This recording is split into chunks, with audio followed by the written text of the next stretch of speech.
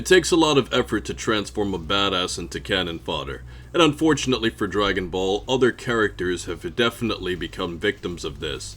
But none worse than the character of Tien, to the point where many of us have completely forgotten the fact that at one point this guy was the second strongest hero in Dragon Ball. But boy, does that seem like a long time ago. But how did this process actually begin, and how do we end up with where Tien is later on? Well, it all basically begins with Tien's introduction in Dragon Ball itself, when he was effectively the star student of the Crane School. And one of the interesting things about Tien is that he really displayed how much of a prodigy he was relative to that era, because all of the other prodigies weren't born yet.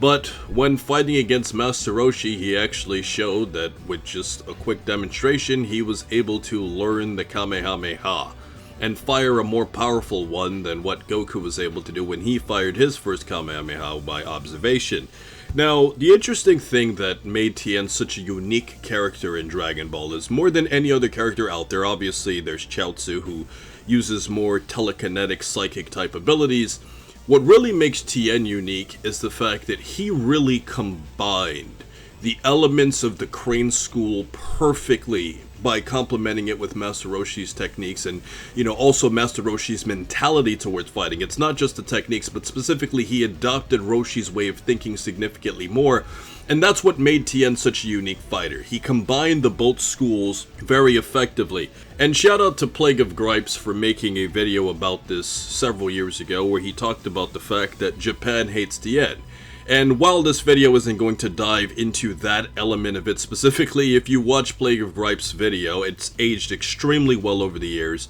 and you will definitely think and believe strongly that there's something that the writers have with Tien's Chinese elements, because he's clearly written to be Chinese, and when you consider the fact that he gets shafted so much throughout Dragon Ball, pretty much more than anybody else, it does make you believe that the writers were like, you know what, let's do this and let's torture Tien this way. Starting off with his first form of torture would be him losing his arm. Now, looking back at this was actually a rather badass feat, because Future Gohan lost his arm, but when Future Gohan lost his arm, he didn't lose it in the cool way that Tien did. He lost his arm off screen, and then we just see that the spot where there's supposed to be an arm, there's just nothing there. You don't see Future Gohan fighting with one arm the way that you did with Tien, specifically because of the fact that with Tien it was more visible that he lost one arm, whereas Gohan's sleeve was covering it up. It was one of the coolest scenes out there, but when you actually think about it, it's like, wow. They did Tien dirty, but then they also made him look like a badass at the same time, when you also consider the fact that, from a romantic point of view, pretty much all of the OG Dragon Ball characters got with some major female character in some way or another, where obviously Goku got with Chi-Chi, Yamcha got with Bulma, at least temporarily, until Vegeta came around and basically just snatched it up. But when we also look at a character like Krillin, who ended up with Android 18, the way that the writing was definitely going in a direction, it seemed like Launch was that person to kind of join the trio of Tien and his weird special friend Chiatzou throughout all of these adventures. Now, there are some sources in Dragon Ball that said that Tien actually ended up with Launch. Like if you read some outside information kind of sources, but in the actual show itself, it was never proven or shown that they were actually a couple, so because of that, visually we can't really confirm that. Now, early Dragon Ball Z did kind of hint at this a little bit more with some of the filler episodes, because Launch was completely absent from the Dragon Ball manga, but when we do see the earlier episodes of Dragon Ball Z, Launch was still around in some of them when she was around Tien and Chiatzou, so that was a relationship that I definitely feel the Dragon Ball series could have explored better, and Launch really lost out on this because she's probably one of the most unique side characters that Dragon Ball has. But with Launch, she kind of gets forgotten because the relationship between her and Tien never developed the way that we thought it was supposed to. Now, in terms of his actual development throughout the show, it gets completely cut from this, because while he did look cool in certain moments against the Saiyans, and we could also say that the Tri-Beam is definitely one of the coolest techniques out there, Dragon Ball completely shafted him, where he just died and was kind of a part of the other tier of characters that just didn't get as much shine, because Krillin was the character that was chosen to survive.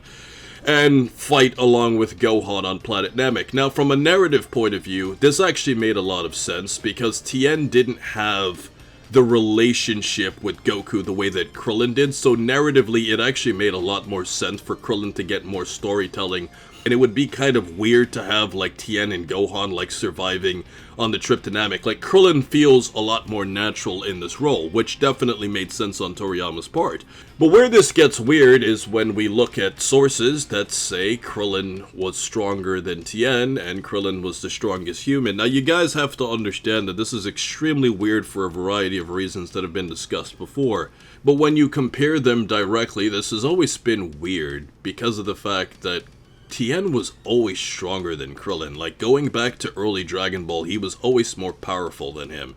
And when you consider the fact that he was always a bigger prodigy, and when you also consider the fact that Tien always trains significantly more than Krillin, whereas Krillin clearly slacks off to some degree relative to Tien, who's always training non-stop. Every single time that we see him, he's either secluded somewhere or training, to the point that you would think that if Krillin and Tien grew at the exact same rate, considering the fact that Tien was already ahead and has a significantly greater work ethic, Krillin would never surpass him. Now, the one event that you can say would have changed this would be when Krillin got his potential unlocked by Guru on planet Namek, but then you could also argue that Tien also trained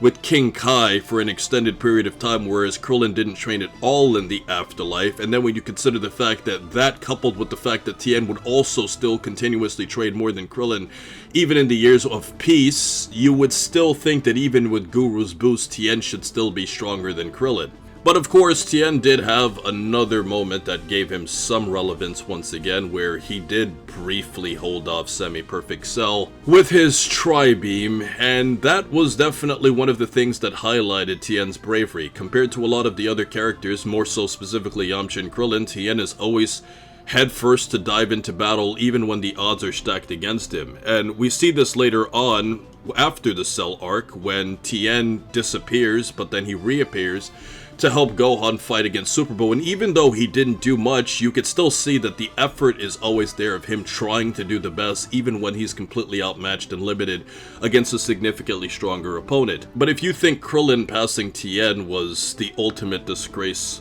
what about when Master Roshi surpassed him? Now, but based off of feats combining the anime and the manga, Master Roshi is once again the strongest human, or man, on Earth, if you're counting man as actual human characters, because he completely outperforms Krillin and completely outperforms Tien in the Tournament of Power. And you can even argue he outperforms them in the Moro arc after this if you're incorporating those manga elements. But specifically, this is more disrespectful to Tien because Master Roshi flat out destroys Tien in a one-on-one fight when he was possessed with urine, and it's not like urine made him more powerful. She just brought out Master Roshi's own power itself. But what makes Master Roshi worse in surpassing Tien is the fact that Master Roshi was implied to do even less than Krillin. He didn't train for the Saiyans, he didn't die and go to the afterlife and train with King Kai or anything like that.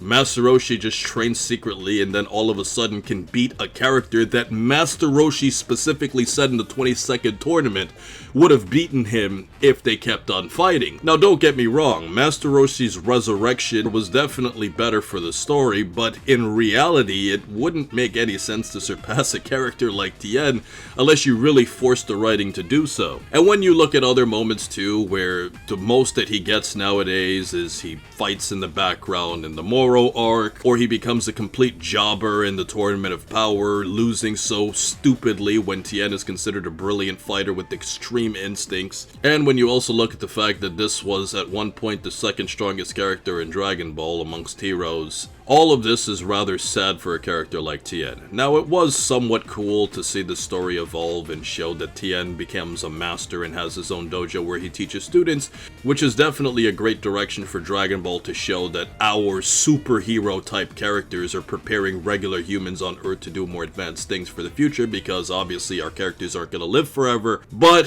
when you look at it in its totality, Tien has fallen from grace more than any character in Dragon Ball history.